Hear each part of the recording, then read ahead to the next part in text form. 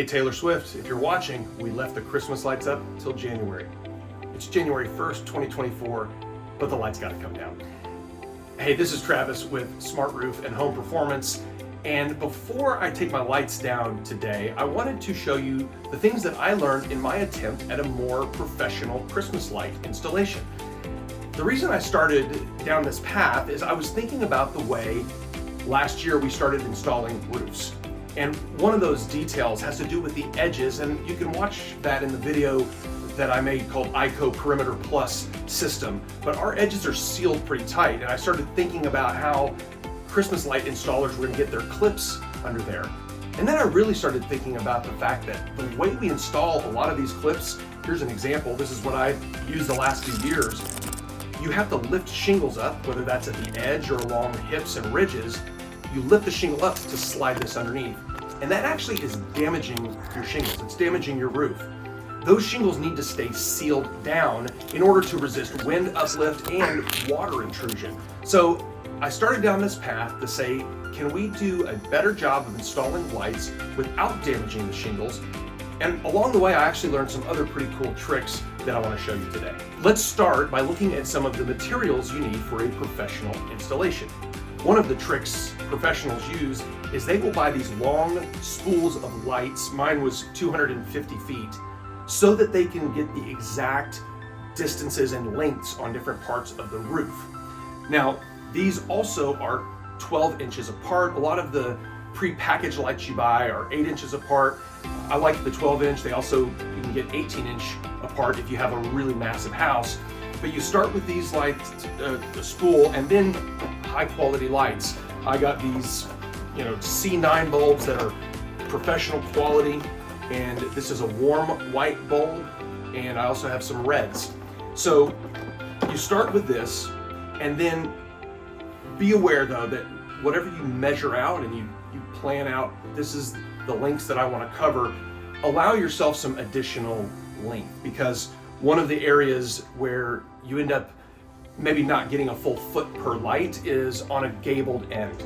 You want a light to be right at the peak, and then you want to evenly space those lights as they come down the rakes. So to do that, you kind of will cheat a little bit, and that's okay. It's more important that it looks symmetrical than they're perfectly spaced, because you really can't see that this light's 11 inches and these are 10 and a half. As long as they look even across the rakes, they look really good.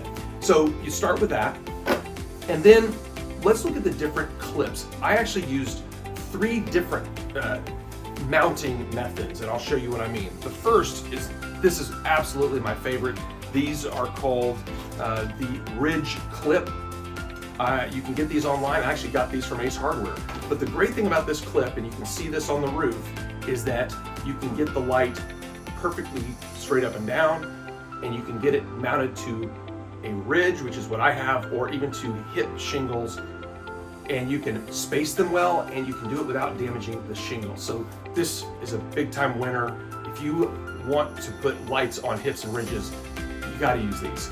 The next thing I used, well, really the other 2 methods, both involved hot glue. So I ended up buying this battery powered hot glue gun from Harbor Freight, like 20 bucks. And then I used these clips on my rake edges. And it's just a clip. These are clips you could actually screw into something if you wanted to as well. But I used the hot glue, clipped the light in, and I ran into some issues with these. And I'll show you that on the roof. I also, for the lights that were going onto my gutters, instead of clipping underneath the shingles, I wanted to mount them on top of the gutters. And because I have gutter screens, I couldn't use any clips that clipped to my gutters.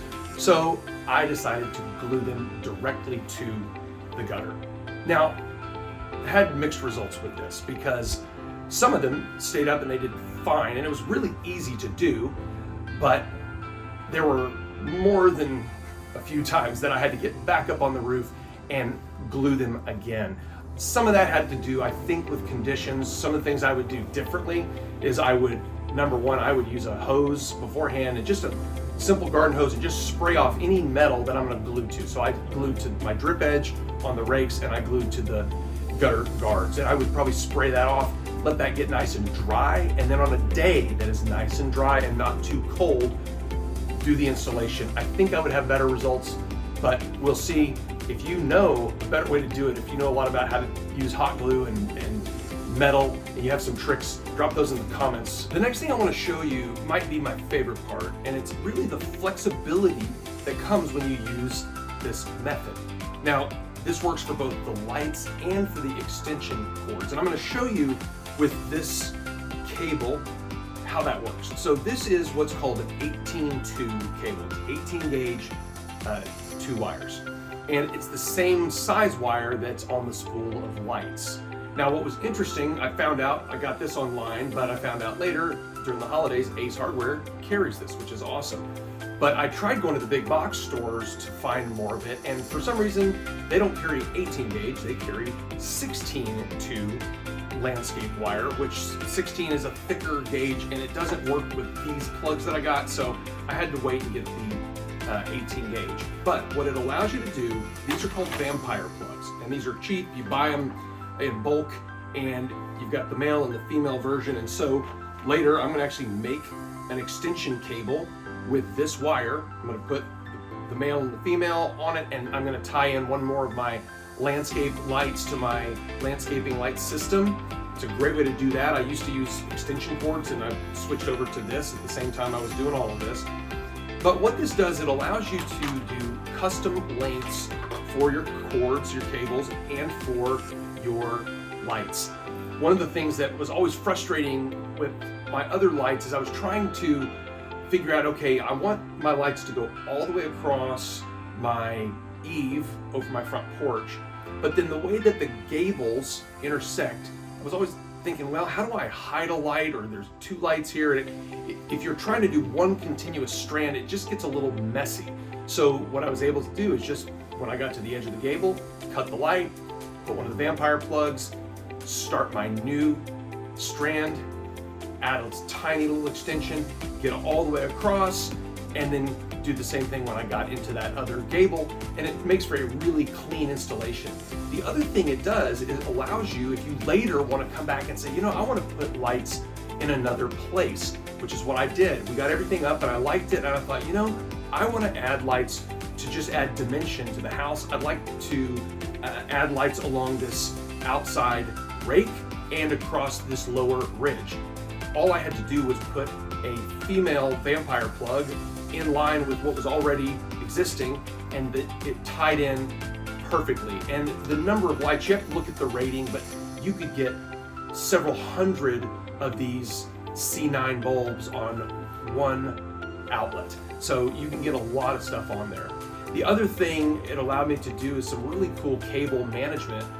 I used to have all of these different iterations of extension cords that had 3 inputs, and then there were combiners, or there was the extension cord that had 3 longer sections, and so it was just a mess of cables.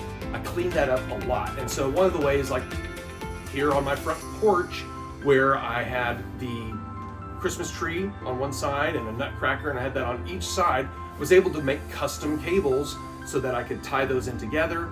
And then when it gets over to the outlet, where I'm using a Yolink smart switch, that's how I tie everything into my programming and my automation that I created for the Christmas lights. Well, it's easy to tie all of that in together, to add other components. As long as you don't cross that threshold of power, you're fine. And when you're using LED lights, you're usually going to be good. There could be some things like some of the blow-up devices and the nutcrackers. You just got to be sure that you're not putting too much amperage, asking for too much amperage on one circuit, although you could spread that to another circuit and it would be fine. But that's what I really like about how you do these things. And I'll show you a few tricks that I learned when I was making these cables. They're really easy to make, and man, I'm not going back when it comes to this. But you have all that flexibility to tie things together, add things in later, and I really like that about it. Now, I want to wrap up in just a minute, but before I do, I want to show you how easy it is to make the cable. So let me show you that, and then we'll wrap up. Tools are simple here. needle nose pliers, and a pair of channel locks. Then you take the wire. This is hard to see, but there's a smooth side to this wire and a rough side.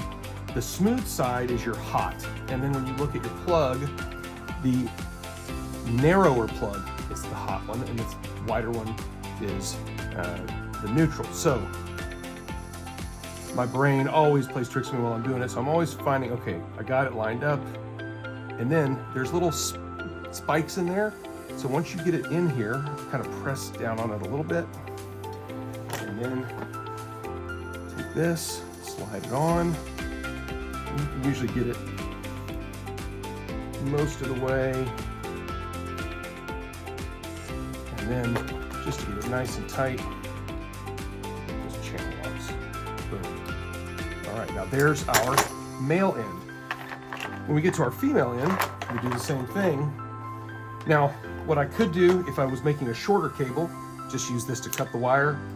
And the other thing I want to show you about these female cables is, or female vampire plugs, is there's this little tab here that if I wanted to put this in line somewhere, I could. I just break off that little tab.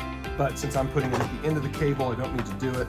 So once again, I'm just locating my hot wire, the smooth, and the smaller opening, getting those lined up.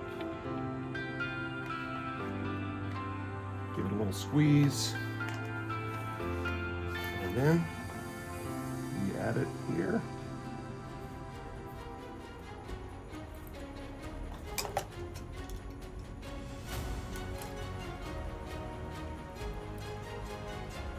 And there we go. This is ready to go, so I'm going to use this to plug in a landscape light. As simple as that. As I wrap up today, I want to invite you to engage in the comments if you have any questions, or if you've got something to share, maybe a different technique, a different clip, something that you've used, we'd love to know about that too. Well, that's going to do it for me today. I hope to see you again soon.